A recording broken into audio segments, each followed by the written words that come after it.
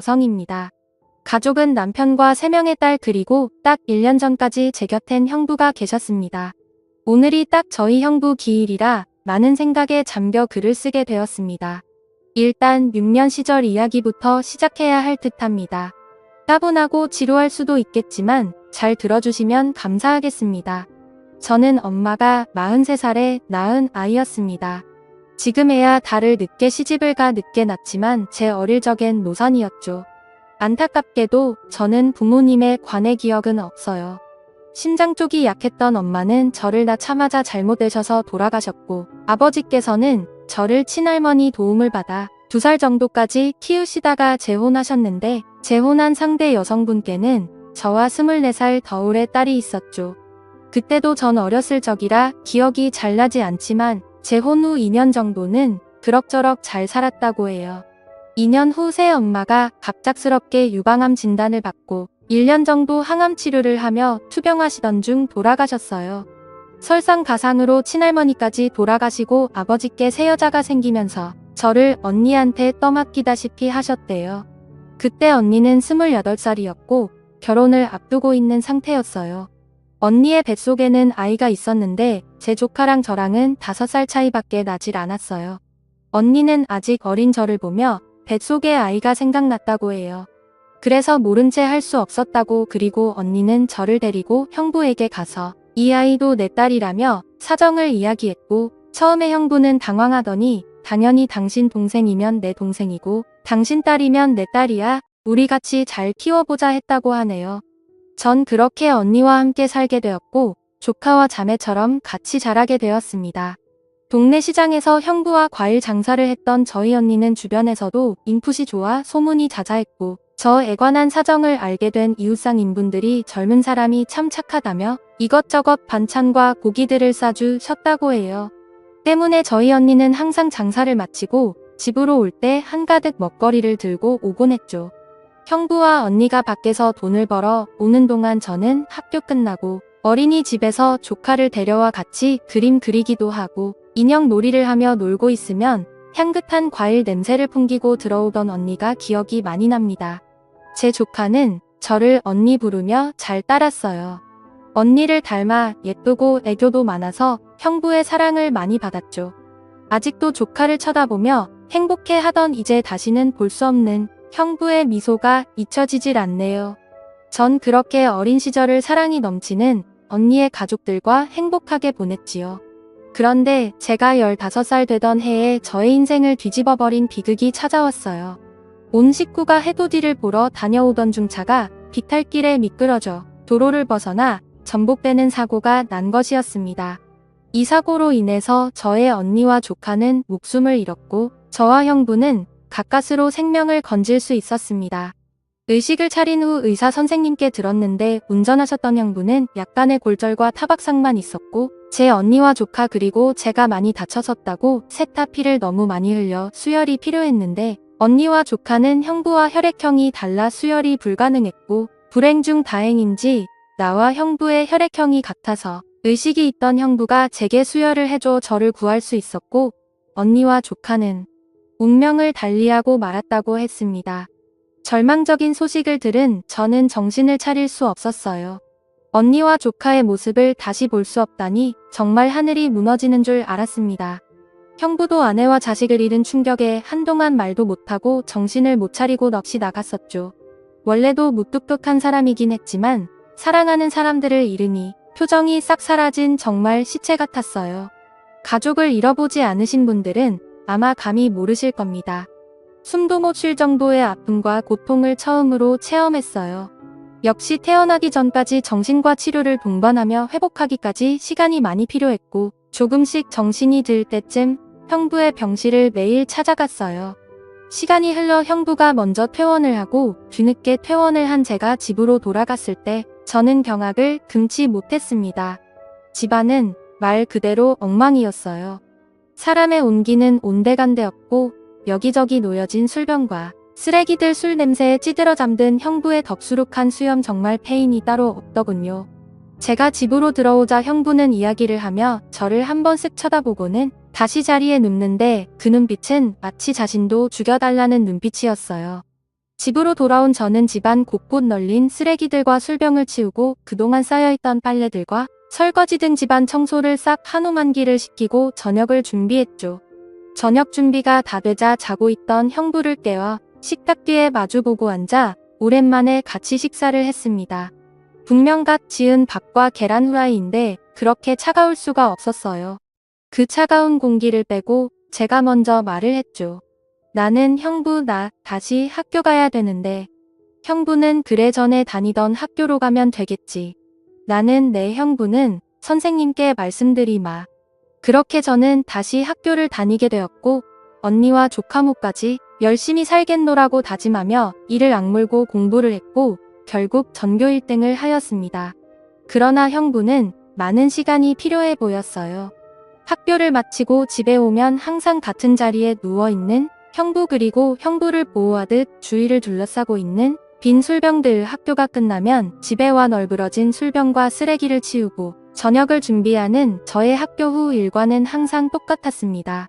그렇게 1년 반 정도의 세월이 흘러가고 고등학교 진학을 앞둘 무렵 저의 반담임 선생님께서 제게 특성화 고등학교에 관한 이야기를 하시며 학부모님과 상의를 하고 싶으니 형부를 모시고 오라고 이야기하셨고 저는 부푼 가슴을 안고 집으로 돌아갔습니다. 그러나 여전히 같은 자리에 있는 형부가 술병들 순간 무언가 잘못되었구나 싶더라고요. 그러면서 언니와 조카 대신 제가 살았다는 자책감은 절 헤어나올 수 없는 절망으로 내몰았습니다. 저는 그 자리에 주저앉아 서럽게 울기 시작했어요. 제 울음소리를 들은 형부가 잠에서 깨어 쟤를 발견하고는 어왔니? 라고 하시더라고요. 저는 울부짖었어요. 나는 잘못했어요. 형부 제가 살아서 죄송해요. 언니랑 조카 목까지 같이 있게 살려고 했는데 이제는 한계예요. 미칠 것 같아요. 그러게 왜 절 구하셨어요? 왜 나 같은 걸 구해서 힘들어해요? 그냥 그때 언니와 조카랑 같이 죽게 냅두지.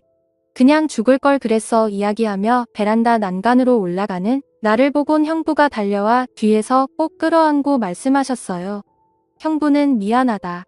내가 너무 괴로워서 그랬어. 내 와이프랑 딸 생각하면 미칠 것 같아서. 너는 이제 내 자식이나 마찬가지야. 아내도 자식도 잃은 내게 처제인 너밖에 없어. 우리 시간이 걸리겠지만 먼저 간 내 언니랑 우리 딸 목까지 같이 잘 살자. 내가 노력하마. 저는 고개를 끄덕이며 형부와 약속을 했습니다. 하늘에서 지켜보는 언니와 조카에게 부끄럽지 않게 열심히 행복하게 잘 살아보자고요. 저는 담임 선생님이 추천을 받아 특목고에 진학했고 다른 학교보다 비싸던 학비로 인해 형부는 밤낮으로 일을 하셔야 했습니다. 저는 낮에는 과일 장사를 하고 저녁에는 택배 일을 하시는 형부를 보며 그 고생이었대이 되지 않도록 피땀 흘려 공부를 했고 고생 끝에 서울대에 합격했습니다. 순간 언니의 기뻐하는 얼굴이 떠올라 너무 뿌듯하고 행복했어요. 형부는 이것 딸 하늘나라 갈 때 받았던 보험금이야. 너는 내 처제지만 내 딸이기도 해. 이걸로 내 등록금을 내주고 싶구나라며 내주시더군요. 그걸 내어주시는 그 마음을 너무나도 잘 알기에 전 차마 거절할 수 없었습니다. 전 더 이상 형부께 부담을 주지 않으려고 과외 아르바이트를 구하고 악착같이 공부에 장학금을 받아 학교를 졸업한 뒤 대학원 석사과정까지 이수할 수 있었습니다.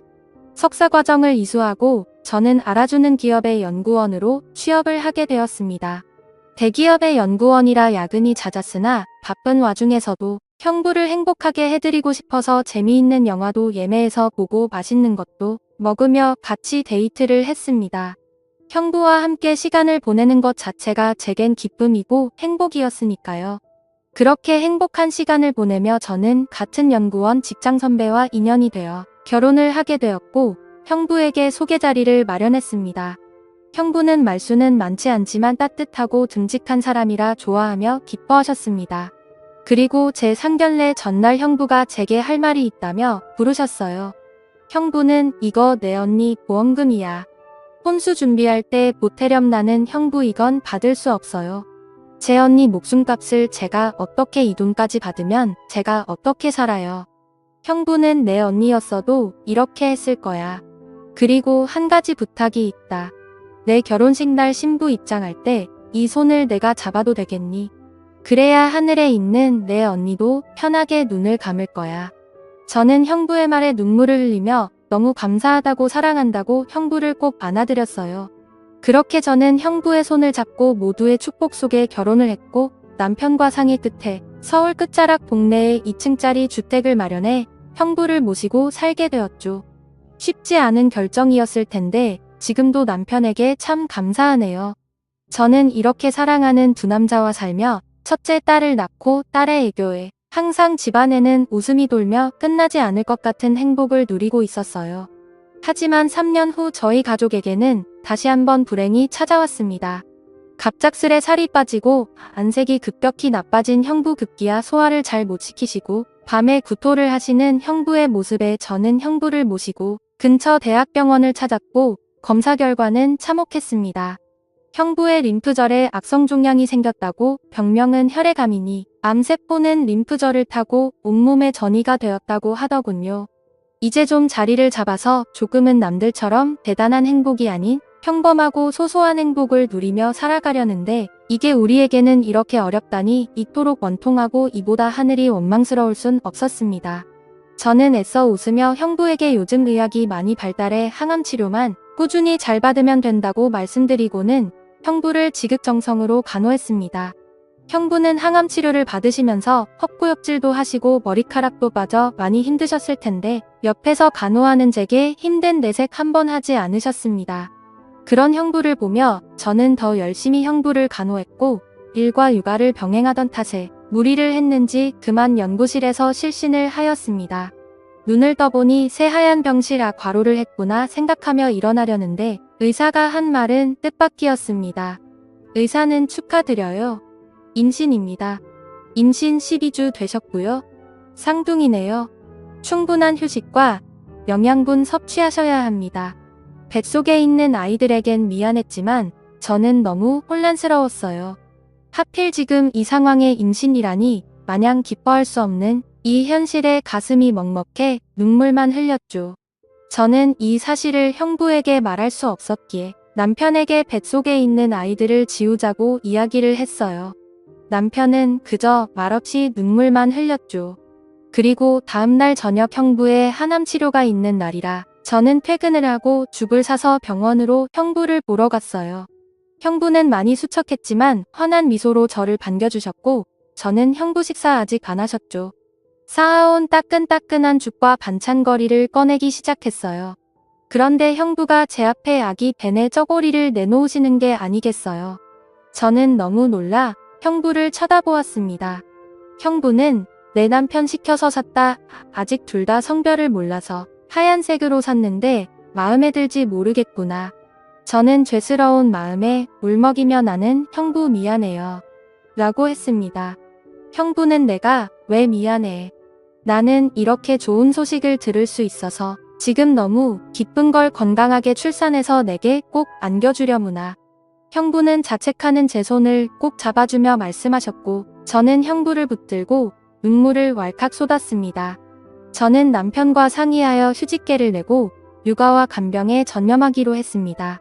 낮에 아이를 유치원에 보내고 형부가 있는 병원으로 갔습니다. 그런 날을 보는 형부는 홀몸도 아닌데 병실에 찾아오지 않아도 된다고 말씀하셨으나 저는 이것조차 못하면 제가 죽을 것 같다고 말씀드렸습니다. 형부는 태교도 못하는 저에게 미안하다며 병원 휴게실에서 이야기책과 잡지를 들고 오셔서 아름다운 풍경 사진도 보여주시고 재밌는 이야기도 들려주셨어요. 형부와 같이 사진을 보며 신혼여행도 제주도로 가서 한 번도 외국 여행을 가본 적이 없다는 형부를 꼭 모시고 가리라 다짐을 했었는데 저의 출산이 임박함과 동시에 형부의 상태는 악화되어 갔습니다. 횡행머리 가죽만 남은 뼈에 분만실에 들어가기 전 다른 산모들은 건강한 아이를 낳도록 기도하는 시간에 저는 출산을 하고 나왔을 때 형부가 살아계신 것을 기도했습니다. 그리고 저는 건강한 여아들을 출산했습니다. 병실로 옮겨진 저는 곧바로 형부에게 전화를 했습니다.